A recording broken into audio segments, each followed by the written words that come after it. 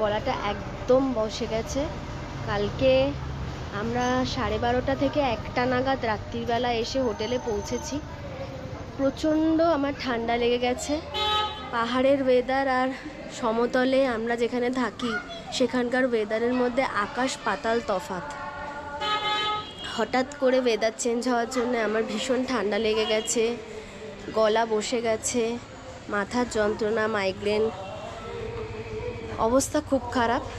কাল রাত্রে জাস্ট কি বলবো, নিঃশ্বাসটুকু নিচ্ছিলাম, এরকম একটা অবস্থা, যার জন্য ব্লগিংটা শেষ করতে পারিনি, এসে সব কিছু শেয়ারও করতে পারিনি। এখন যে ওয়েদারটা তোমাদেরকে দেখালাম, আশেপাশে যে পাহাড়গুলো দেখালাম, আমরা এখন আছি হচ্ছে রূপাতে আমরা আছি একটা হোটেলে। হোটেলটা দারুণ, জাস্ট ওয়াও। তোমাদের এসে এত ভালো লাগবে। এখানকার ওনার এত ভালো, এখানকার ফুডস এত ভালো, আমরা ভীষণ কমফর্টেবল ফিল করেছি। বাট ঠান্ডা প্রচণ্ড ঠান্ডা, জাস্ট বলে বোঝাতে পারবো না। সকালবেলা যদিও বা হাত খালি রাখতে পারছি, একটু রোদ পড়ে গেলে হাত কেন চোখটাও পর্যন্ত খালি রাখা যাচ্ছে না, এত ঠান্ডা। তোমাদেরকে একটুখানি আগে হোটেলটা দেখাচ্ছি, প্লিজ সেটা আগে দেখো।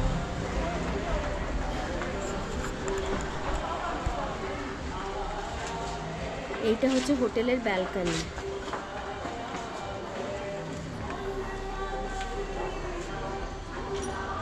ব্যালকনিটা এরকম, এরকম স্পেস আছে, বসার জায়গা আছে।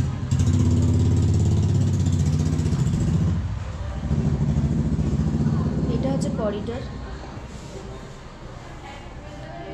এটা পুরোটাই করিডরে অনেকগুলো রুম আছে, ডান দিক বাঁ দিক। এইটা মেনলি হচ্ছে খাবারের জায়গা, এখানে কিচেন আছে, লোকে এখানে বসে খায় দায়। এইটা হচ্ছে আমাদের রুম, এই রুমটা আমরা কালকে ছিলাম। রুমটা দেখো, খুবই ভালো, টিভি আছে, আলমারি আছে, মেনলি এখানে বাথরুমে গিজার আছে, না হলে মরে যেতাম। ডাবল বেড আছে, রুমটা দারুণ। একটা সোফা আছে, একটা টি টেবিল মতো আছে, সব লাগেজ এখানে রয়েছে। লাগেজ এখানে সব উলটপালট হয়ে আছে। এখন বেরোবো থার্ড ডেস্টিনেশনের দিকে। এই যে হোটেলটা দেখছো, কাল রাত্রে আমরা এখানেই উঠেছিলাম। হোটেলের নাম জেনিক হোটেল। ভিডিওর ডেসক্রিপশানে লিংক এবং হোটেলের কন্ট্যাক্ট ডিটেলস দিয়ে দেব। কখনো এখানে আসলে অবশ্যই থেকো, খুব ভালো লাগবে। যাই হোক, সবাই লাগেজ নিয়ে রেডি।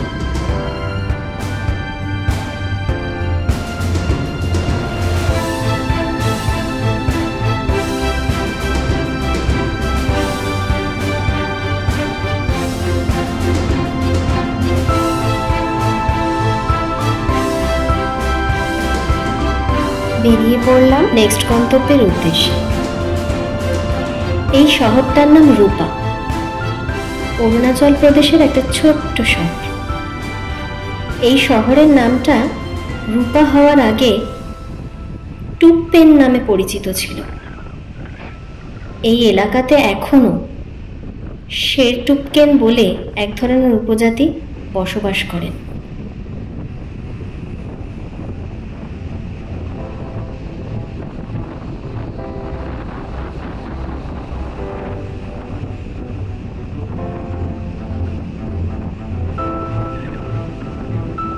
দিব্যেন্দু বলছে, উঁচু পাহাড়ের পাদদেশগুলো দেখো, কি অপূর্ব লাগছে না? জানি না কতটা ক্যামেরাতে দেখাতে পারছি, কিন্তু অনুরোধ রইল, এই অপূর্ব দৃশ্য নিজের চোখে দেখার অনুভূতিটা তোমরা প্লিজ মিস করো না। একটা অদ্ভুত এক্সপিরিয়েন্স।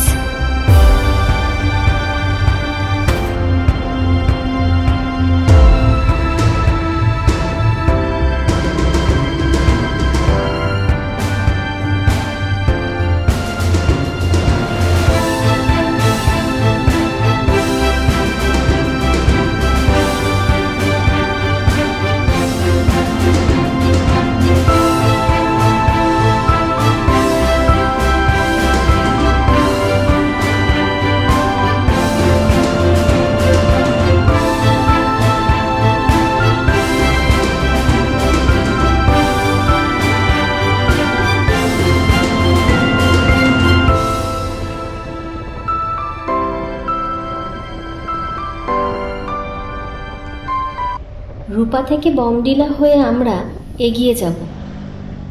বমডিলার পাহাড়গুলোর উচ্চতা 8,500 ফুট।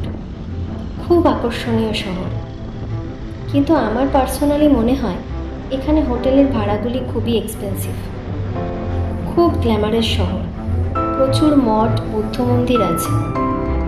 এখানকার মানুষের জীবনযাপন অনেক উন্নত। বমডিলা শহরের উচ্চ খাড়াই পাহাড়ের পথ ধরে আমরা এগিয়ে যাচ্ছি। একটা ছোট্ট গ্রাম দিরাং।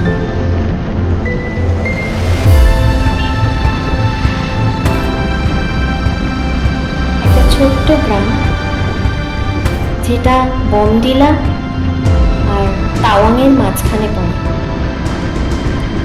আমার দারুণ লাগে গ্রামটাকে।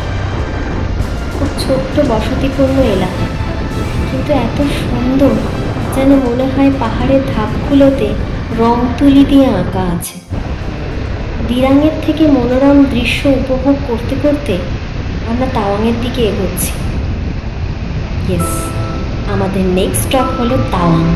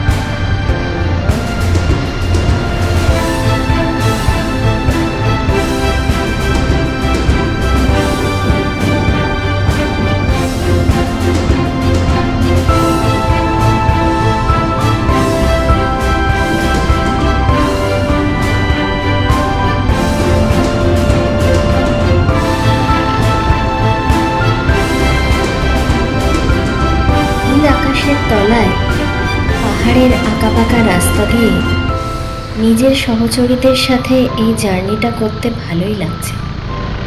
রাস্তার দুধারে সবুজে ঢাকা, পাহাড়ের কোলে ছোট্ট শহর, সাদা মেঘের চাদরে ঢাকা রয়েছে এই প্রকৃতি। একটা খুব মজার ব্যাপার দেখতে পাচ্ছি এখানকার বাসিন্দারা পাহাড়ের ধাপে ধাপে চাষবাস করে বিভিন্ন ধরনের। এইভাবেই জীবনযাপন করে তারা।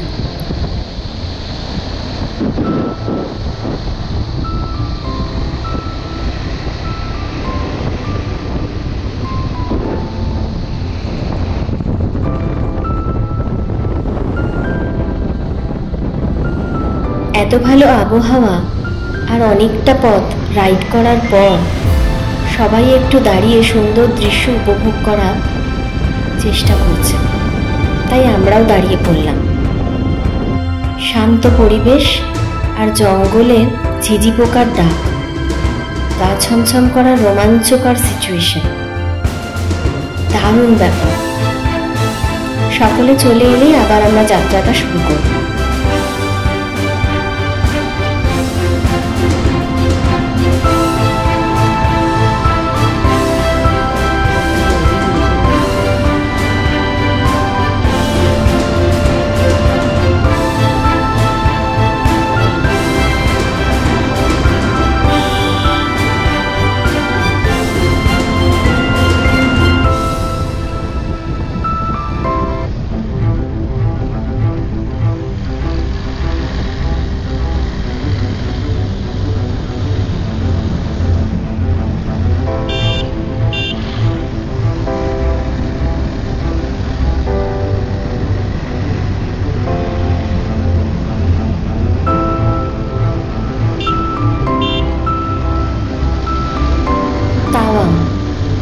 হিমালয়ের পাদদেশে অবস্থিত। তাওয়াংয়ের প্রাকৃতিক সৌন্দর্য, সংস্কৃতি এবং ঐতিহাসিক স্থানগুলো যেমন বৌদ্ধ মন্দির, যুদ্ধ মেমোরিয়াল, পুরাং লেক এগুলোই প্রধান আকর্ষণ। সেখানেই যাচ্ছি আমরা, আজকে ওখানেই স্টে।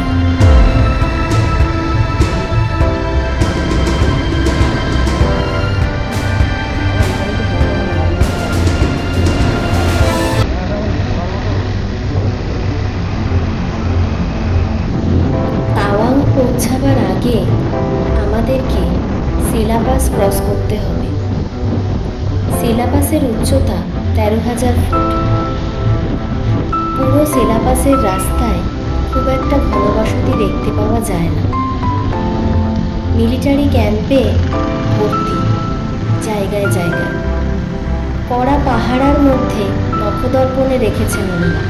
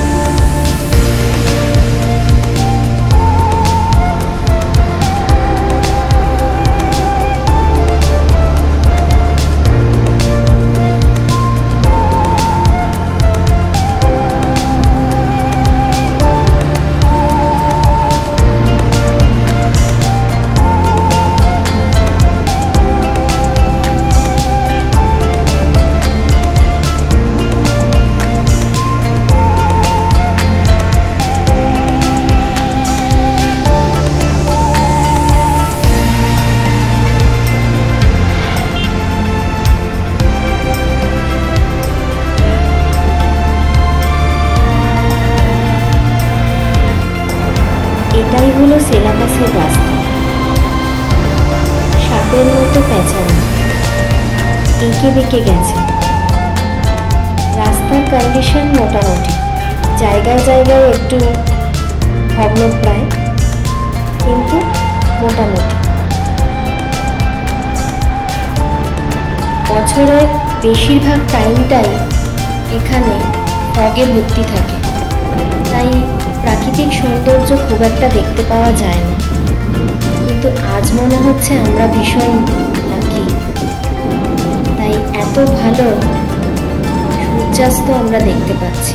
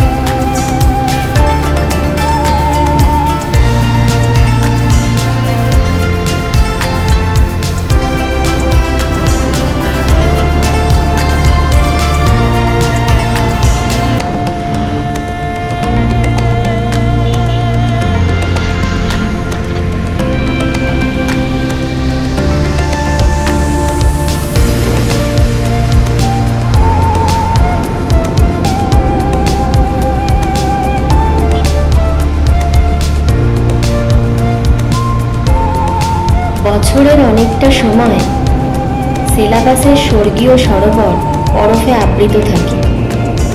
বেশিরভাগ সময় এখানে কুয়াশায় আবৃত থাকে, ভিজিবিলিটি পার্সেন্টেজ কমে যায়।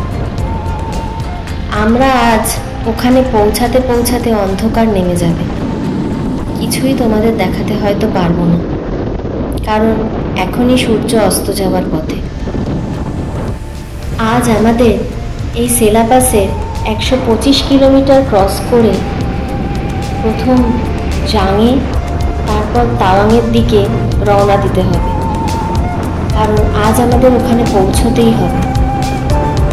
রাতটা আমরা ওখানেই থাকব।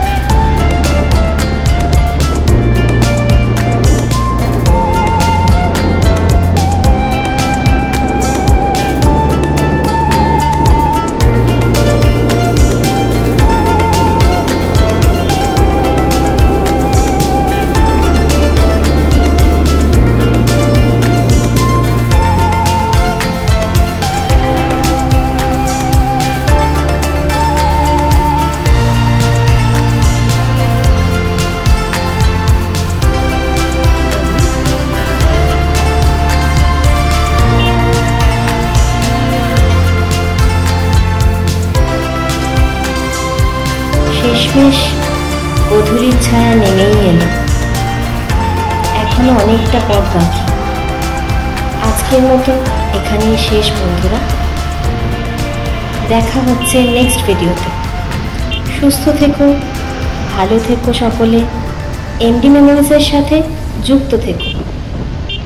ভিডিওটা দেখতে ভুলো না, আর লাইক আর কমেন্ট করতে একদম ভুলবে না। অবশ্যই সাবস্ক্রাইব করো, নিজেদের বন্ধু ফ্যামিলিকে শেয়ার করতে ভুলো না। আজকের মতো তাহলে